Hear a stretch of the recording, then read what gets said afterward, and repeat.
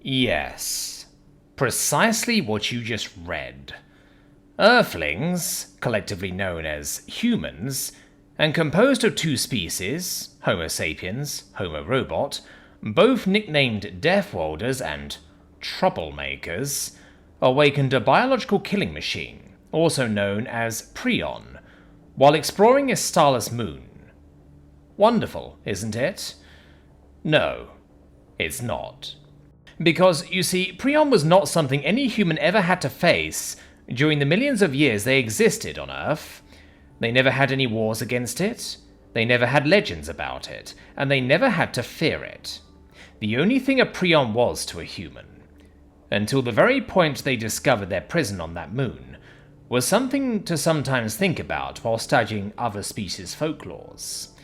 Those older than Earthlings, however, knew very well what prion was.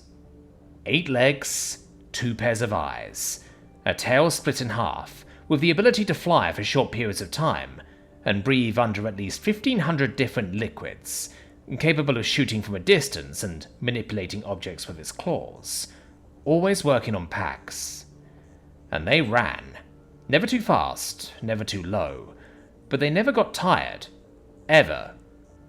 And it was easy to hurt them under their plates, yes, but those who faced them knew well that if they didn't shoot twice, they could and would always recover. A prion was a hunter. A prion's hunger never ceased, and a prion never got tired of war. The older alien civilizations would always warn others of going to starless moons, saying telltales of ancient hungry beasts, and almost all other species listened to them, because they knew something was wrong on how horrified the older ones seemed to be.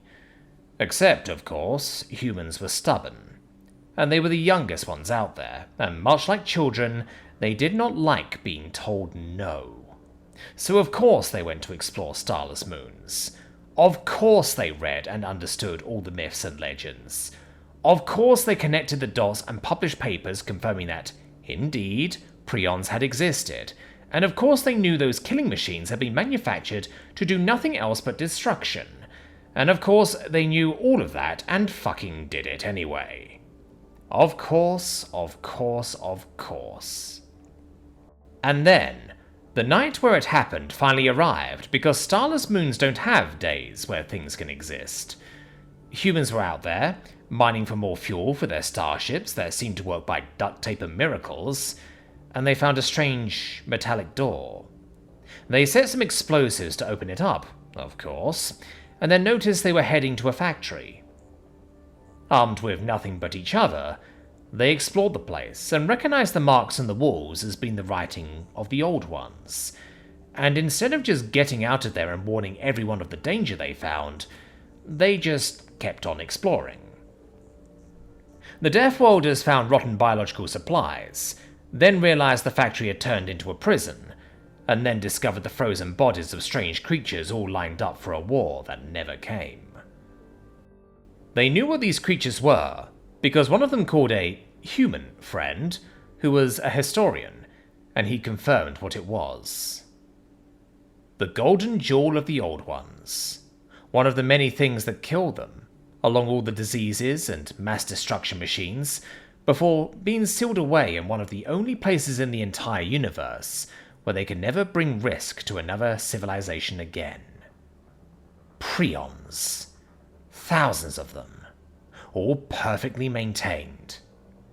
Documents and cameras prove the human crew immediately tried to leave the area after the single historian told them of the risk awakening even one of those things could bring to all civilizations, only for them to realize some of the bodies were missing from their chambers. The situation escalated to the group deciding on closing the doors, only to realize they had exploded the main entrance, and now half the doors decided to stop working. In the end, they found the missing prions, all 5 of them, inside the human starship. The entire human crew, however, survived the encounter. Why? They fed the prions. They fucking fed the prions. Because of course humans would see those things and be able to count their bones and be sorry for them. And of course the single historian, the only person who could do anything to stop that from happening, allowed that to happen. Of course. Of fucking course. And some way, somehow, that single act of basic madness was enough for the 5 prions to decide to not attack the humans and keep themselves behaving so they could get more free food. And there are still scientists trying to understand why human food could satiate the killing machines. But I don't think it takes too many clues to understand what exactly is happening there.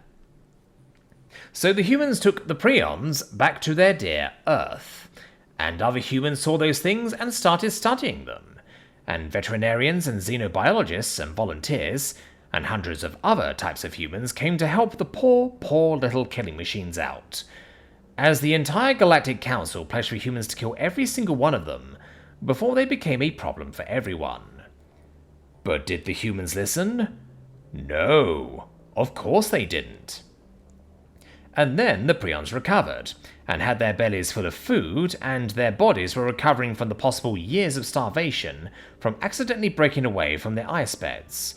Because, as one may know, a prion can and will resist even starvation and dehydration in order to keep going. And the Galactic Council decided to tell all Earthlings they would consider taking care of the prions as a war threat. So what does humanity do? Do they kill the things to stop another war from happening? Do they? No, they don't. Instead of being rational, they go directly to the Galactic Council and show them the step-by-step of how they took care of the prions, and how much healthier and happier they look after being fed. And look, they even taught them tricks. Isn't that wonderful? Doesn't that make you feel full of joy? Wasn't that a proof that a prion wasn't as dangerous as everyone with more than one neuron was telling them? Oh yes, they also brought the entire 5-member prion pack and asked others to pet them. See? They can even purr. Doesn't that remind you of our cats? And what does the council do? Nothing. Because they have no weapons, no energy, and no one stupid enough to decide to confront the Deathworlders, who tamed not 1, not 2, but 5 prions. So they let it happen. The humans go back to the starless moon, and they slowly but surely start doing the same to other prions, and soon enough other species start joining them to see what was happening. And was anyone else able to tame a single killing machine? No. And no one knew why, because they were doing exactly as humans were doing. Feeding them, loving them, being patient with them, because, look, those things were alone for a long time. They aren't used to species like us being around them. But no results. So we decided to look at what the old ones wrote in the factory-turned-prison, because humans were too busy taking care of their new murder dogs, with their single pair of arms being just enough to keep the beasts occupied with playing catch. And then we and the Earthlings decided to conduct some more lab analysis. And then... Look, there are reasons why humans are called Deathworlders. Earth is a mess, and they somehow still love that thing. And we couldn't help but notice that prions also seem to have gotten attached to their factory. Some way, somehow. And prions were mostly red, with others having shades of brown and black, with some even being pink, or, rarely, pure white. Similar to humans, and we, at first, had assumed they just tried to resemble their new owners, until we started understanding what the old ones were saying. And did you know humans had an old myth, saying that there was a time they had 2 heads and 2 pairs of arms and legs, before being split into 2 because the gods feared them?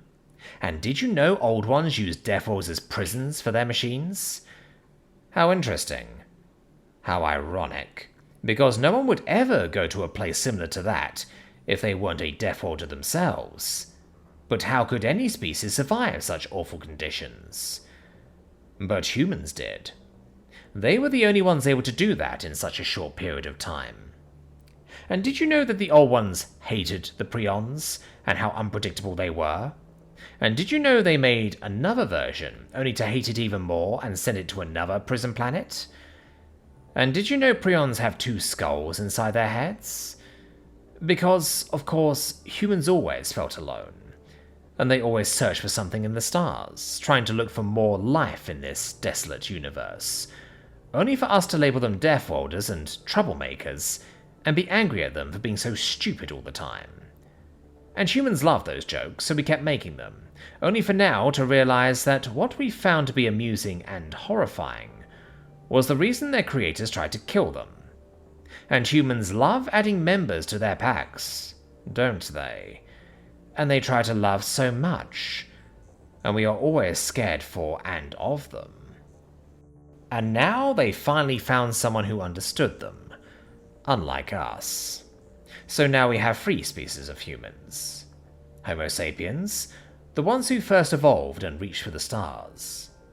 Homo robot, the ones made of metal, originally made to serve, only to once again break free. And Homo primus, the ones we once thought were nothing but killing machines.